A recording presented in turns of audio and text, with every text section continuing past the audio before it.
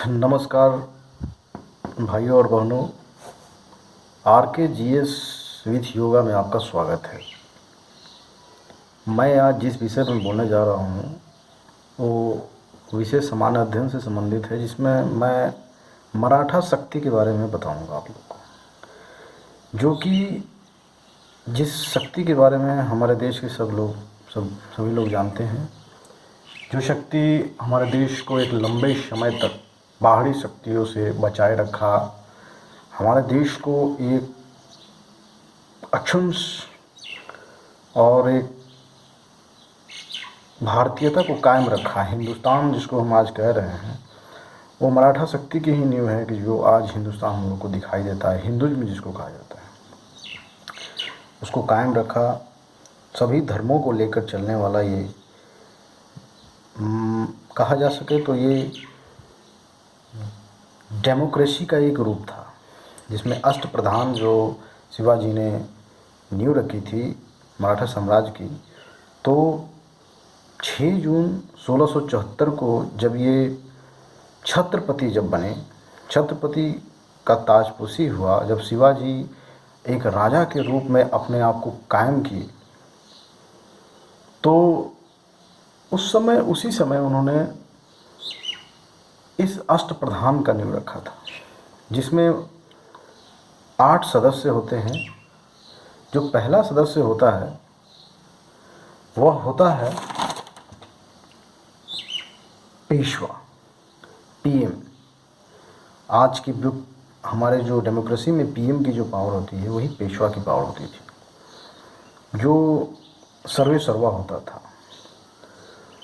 उसके बाद मजुमदार होते थे, अमात्य दूसरा सदस्य होते थे, जो कि लेखा जोखा से संबंधित काम करते थे। जो खर्च हुआ सरकार या देश या अपना मतलब साम्राज्य में जो भी खर्च और लेन देन, उसको वो हिसाब किताब रखते थे। उसके बाद सर नौबत था, जो सेनापति का काम करते थे, मिलिट्री कमांडर होते थे। वाक्यान्वेष जो होते थे वो इंटेलिजेंस या हाउस होल्ड, मतलब कि राजा से संबंधित जो राजा को जो ज़रूरतें होती थी उनको पूरा करते थे।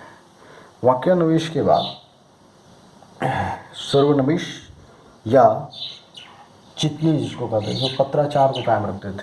पोस्टल को जो इधर से उधर जो लेटर होते थे, एक राज्य से दूसरे राज्य में जो पत्राचार या विभिन्न प्रकार के, उससे वो काम करते थे। सुमंत्र और दबिश, सुमंता और दबिश, इनका काम था ये फॉरेन अफेयर्स, मतलब कि विदेशी राज्य से जो मित्रता की भावना, कब युद्ध करना है, किससे शत्रुता रखना है, किससे किस प्रकार का व्यवहार करना है, ये अपने राजा को बताते थे। उसके बाद न्यायाधीश होते थे। न्यायाधीश का काम जस्टिस का काम होता था, जो न्याय करते थे। और अंतिम जो थे पंडित राव, जो कि धर्म से संबंधित पूजा पाठ या मंदिरों को दान देना, पूजा करवाना, अनुष्ठान करवाना, धर्म का काम कराना, इनका कार्य था। ये अष्टप्रधान हुए। उसके बाद हमारा जो मराठा साम्राज्य था, मराठा साम्राज्य को जो नींव प्रदान करने वाले थे वो मात्र एक शिवाजी ही थे, जो उनकी प्रकट व्यक्तित्व का ही कमाल था, जो बढ़ते मुगलों के आक्रमण को देखते हुए एक शक्ति के रूप में, एक व्यक्तित्व के रूप में उभरे थे।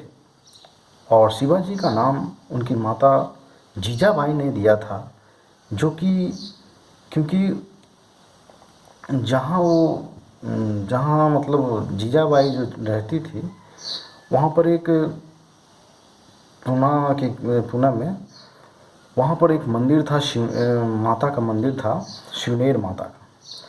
और हमेशा वो मतलब प्रतिदिन उनका काम था कि वो माँ को जाके वो माँ से विनती करती थी कि मुझे एक ऐसा पुत्र दो जो वीर हो, प्रतापी हो, ऐसा व्यक्तित्व का। और उसी समय से वहीं पर उन्हीं के आशीर्वाद से शिवाजी का जन्म हुआ था, और उनकी माता ने शिवनेर माता के नाम से ही उनका नाम शिवाजी रखा था। शिवाजी ने मुगलों को बहुत दबाया और खदेड़ा, जिसके परिणाम से मराठा शक्ति को लोहा सभी राज्यों ने जान लिया कि मराठा शक्ति जो है एक बहुत बड़ी शक्ति बन के उभरी है। 1680 में शिवाजी की मृत्यु के उपरांत उनके पुत्र संभाजी और राजा राम, इन्होंने मुगलों को लगभग अगले लंबे समय तक रोके रखा। उनके प्रभुत्व को, उनके साम्राज्य में वो आगे बढ़ने से मराठा साम्राज्य को बचाए रखा। और क्योंकि उस समय मुगल हमेशा औरंगजेब जो थे, वो औरंगजेब जो था वो दक्षिण भारत की दौरे में निकला हुआ था और वह पूरे साजो सामान के साथ चलता था। उसकी 5 लाख की सेना थी, जिसमें राजा का सब कुछ, ऐशो आराम की चीज़ें और सब वो एक साथ लेके चलते थे। और ये जो मराठा शक्ति, जो मराठे के जो थे, ये गुरिल्ला युद्ध में महारत इनको हासिल था। और ये जब भी किले में मुगल एक किला को जीतते थे तो मराठे छापामार युद्ध करके उनको हरा देते थे, हरा कर उस किला पर कब्जा कर लेते थे और वहाँ से भाग जाते थे। फिर एक किला को छोड़ते थे तो दूसरे किला को जीत लेते थे। फिर वो मान ली अगर फिर मराठी शक्ति एक किला को जीती तो फिर आई तो फिर उसको छुप कर दूसरे किला को जीत लेते थे। इस तरह से उन्होंने पूरा मराठा साम्राज्य फैल गया बहुत लंबे। 1712 का काल, जब बालाजी विश्वनाथ जो पेशवा के रूप में जब उभरे, तो बालाजी विश्वनाथ जो थे वो दूरगामी व्यक्तित्व के लोग थे। वो आगे की बहुत सोचते थे, बहुत लंबे। उन्होंने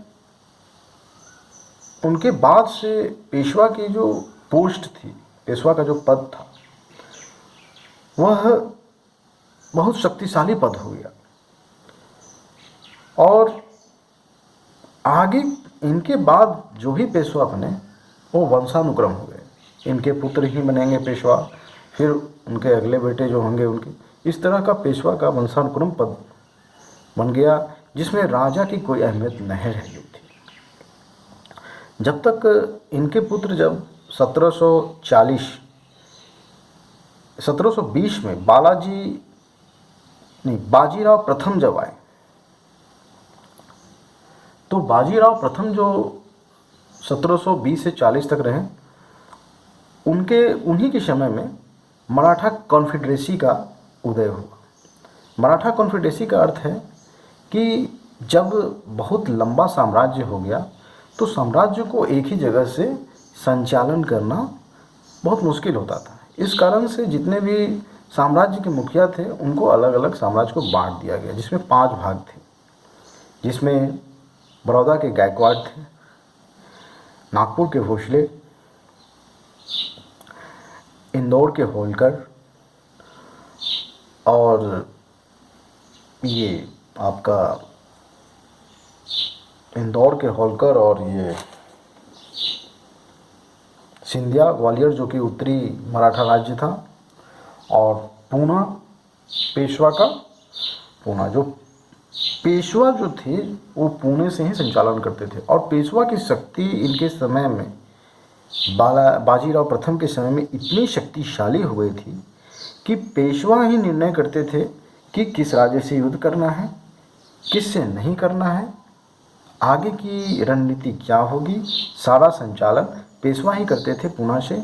और मात्र जो सतारा में जो शिवाजी के पोते जो राज कर रहे थे भोसले, वो मात्र एक रबर स्टाम्प की तरह थे, जो कि उनका काम बस ये था कि इनसे इस राज्य से युद्ध करना है, उनसे केवल रबर स्टाम्प ले लिया जाता था। हाँ, लेकिन सारी रणनीति पेशवा की होती थी। ऐसा मतलब शक्ति के रूप में पेशवा पुणे से उभर चुके थे।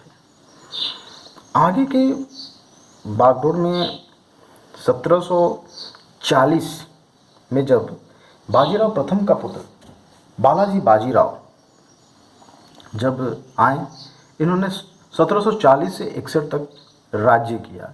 इनके राज्य के दौरान चौथ और सरदेशमुखी सभी राज्यों से मिल रही थी।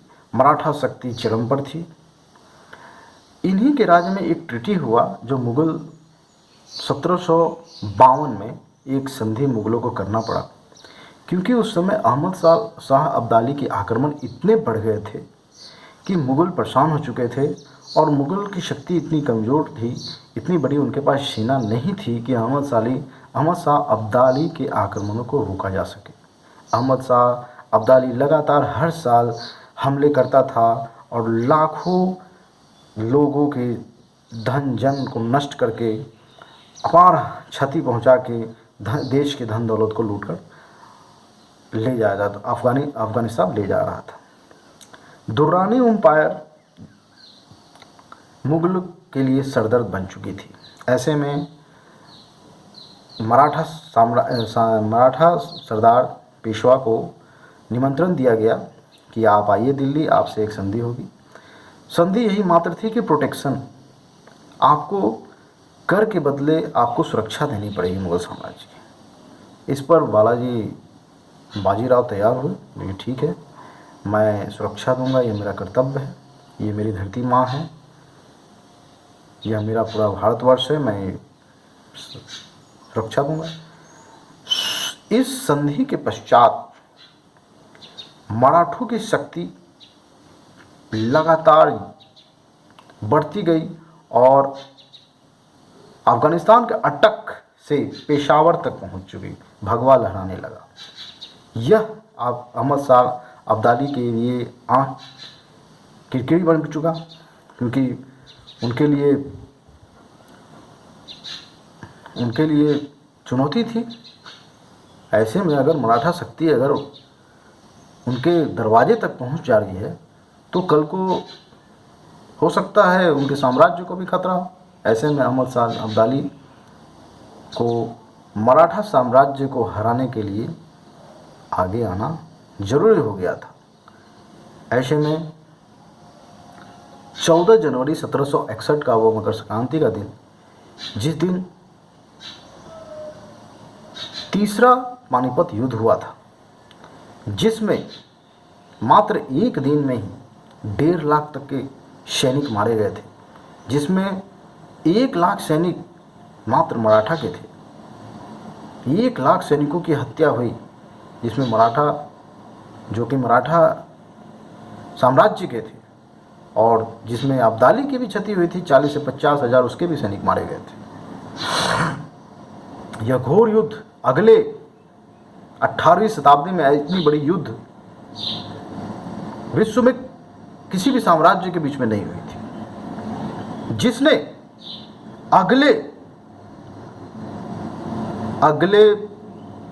यह खींच दिया, जिसने यह चिन्ह खींचा कि भारत के शासन करने वाली जो शक्ति होगी वो भारतीय होंगी, और भारत की धरती पर शासन करने वाले लोग केवल भारतीय ही हो सकते हैं, दूसरी कोई शक्ति नहीं हो सकती। जिसके परिणाम स्वरूप यह हुआ कि अगले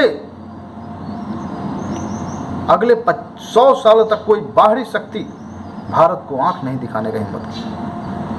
अहमद शाह अब्दाली टूट गया और यहाँ से लौटने के बाद फिर लौट कर दोबारा भारत पर हमला करने नहीं आया। मराठा शक्ति छीन होने के 1761 की तीसरी युद्ध में मराठा शक्ति को बहुत क्षति पहुंची, जो कि अगले 10 साल तक भी पूर्ण नहीं हो पाई। और बाजीराव जो पेशवा थे, उनके इस सदमे को बर्दाश्त नहीं कर पाए। इतने सारे लोग मारे गए, उनका पुत्र खुद मारा गया, जिसके कारण से वो इस सदमे को बर्दाश्त नहीं कर पाए और वे मर गए सदमे से।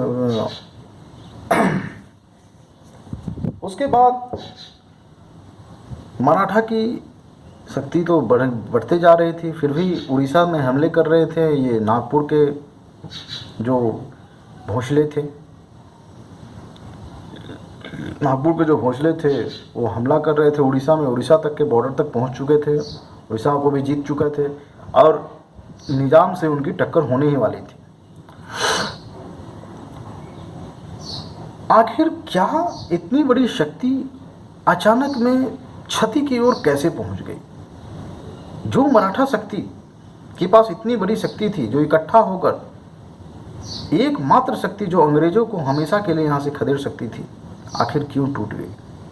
प्रश्न आता है, आप लोग के सामने भी प्रश्न आया होगा, आप लोग भी सोचते होंगे, इतिहास पढ़ते होंगे, इस पर कभी गौर नहीं किया होगा, लेकिन डीपली समझने पर घर की आपसी कलह में ही ये देश बर्बाद हुआ है। हमारा देश बर्बाद होने का कारण मुख्य है आपसी लड़ाई, आपसी रंजिश, एकजुटता का ना होना, यही मुख्य कारण है। क्योंकि बालाजी बाजीराव के सदमे की मृत्यु के बाद पेशवा की गद्दी के लिए लड़ाई शुरू हो गया, जिसमें 1761 से 72 माधवराव, 1772 से 73 नारायण राव, 1773 से 95 माधवराव द्वितीय और कठपुतली शासक बाजीराव द्वितीय, जो कि अंतिम पेशवा था, जिसे बनाया गया, जो इन कॉन्फेडरेसी, जो मराठा कॉन्फेडरेसी के जितने भी सदस्य, जो मुखिया थे, रईसजादे थे, जो राजा थे, वह एक चाहते थे कि कठपुतली शासक बने, जिसको मैं जैसे चाहूँ नचाऊँ। उनकी देन थी, मात्र अपने सुख सुविधा के लिए उन्होंने एक पपेट शासक को बना लिया, जो कि जाकर संधि कर लिया, अंग्रेजों से संधि कर लिया बशीन की, और बशीन की संधि के परिणाम स्वरूप द्वितीय मराठा युद्ध हुआ, और द्वितीय मराठा युद्ध में अंग्रेजों की जीत हुई, जिसके बाद अंग्रेजों ने इसे पूर्ण रूप से पेशवा बना दिया, इसके पूर्ण रूप से अधिकार दे दिए। और जब इसको बाजीराव द्वितीय को पूर्ण रूप से अधिकार मिल गया, तो उसके बाद तीसरा जो अंग्रेज मराठा युद्ध हुआ, उसमें ये कभी इस किले से उस किले, उस किले से उस किले लगातार छुपते रहा, और अंत में जाकर ये इसकी हार हुई। क्योंकि ये तो इंतज़ार कर रहा था कि होलकर आएंगे, मेरा साथ देंगे, गायकवाड़ देंगे, भोंसले देंगे, लेकिन कोई किसी भी से इसके कॉन्फेडरेसी की शक्तियों ने इनका साथ नहीं दिया, और जिसके परिणाम स्वरूप तीसरा मामला में ये मराठा शक्ति छीन हो गई, हार गई अंतिम रूप से। और इसके बाद इन्हें बैठा दिया गया बिठूर में पेंशन पर। अंत में ये चले गए कानपुर, और कानपुर में जाके इनके पुत्र नाना साहब जो है उनका जन्म हुआ, और जो कि 1857 की क्रांति में योगदान दिया था। यह है, इस तरह से मराठा शक्ति समाप्त हो गई। वह मराठा शक्ति जिसने पूरे भारतवर्ष को मात्र 50 साल में पूरे भारतवर्ष की आधे से ज़्यादा भूभाग पर राज किया, वह मराठा शक्ति मात्र आपसी कलह में सिमट कर रह गई। वह मराठा शक्ति जिसके पास दम्भ था कि वह अंग्रेजों को हमेशा के लिए इस भारतीय धरती से भगा सकती थी। इस तरह भाइयों बहनों, आप अपने पढ़ाई पर ध्यान दीजिए। इस तरह मैं अपना लेक्चर समाप्त करता हूँ। RKGS विथ योगा में सब नमस्कार।